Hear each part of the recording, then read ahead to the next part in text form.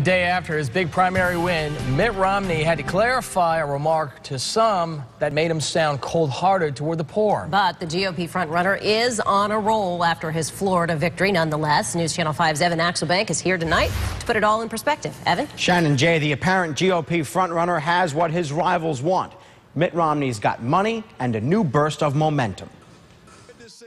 The day after his big win, Mitt Romney is upbeat. This is an exciting time. I'm happy for a little celebration. This is confetti. We just won Florida. He was in Minnesota, where Republicans vote next week. Thank you tonight for this great victory. Florida was Romney's breakthrough. Voters gave him a 14-point win, and proof, Romney claimed on the Today Show, that the Republican right is finally on the Romney train. People who called themselves conservative and very conservative overwhelmingly supported my campaign. Tea Partiers supported my campaign. Not true, according to exit polling. Newt Gingrich beat Romney with very conservative voters and evangelicals. It is now clear that this will be a two-person race between the conservative leader, Newt Gingrich, and the Massachusetts moderate. But there's still Ron Paul and Rick Santorum. Well, this race is just beginning. There's only 4 states have spoken. And over the next week in Nevada, Maine, Colorado, and Minnesota, Santorum could do better. Paul, too. Their caucuses, where fewer but more enthusiastic backers can tip the balance.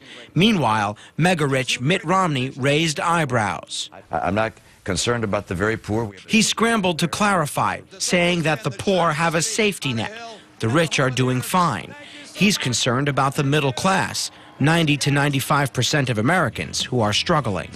Was it a stumble or an appeal to the staunch conservatives that Romney still needs to win over? And one of the things that big victories like last night will do for any candidate is help with fundraising. And right now, Mitt Romney, Shannon, and Jay is doing much better than his other 3 competitors. He's got $20 million in his bank account, which, for those of us who don't watch the numbers every day, is a substantial amount of money when you're this late into a primary season and you've been going back and forth with your competitors all along. Mo money, momentum. You've become right. something of a Mitt Romney expert in the last couple of days. We're following his campaign. He's going into Nevada, where he polls very, very well. He's like, so you're expecting from talking to his people that momentum will continue? Yeah, I mean, one of the things that Mitt Romney wants to do now is kind of pretend that Newt Gingrich doesn't exist. And by continuing to pile on the victory and continuing to collect the money and the campaign cash, it allows him to stay on his message. As you see him there last night in Florida claiming victory.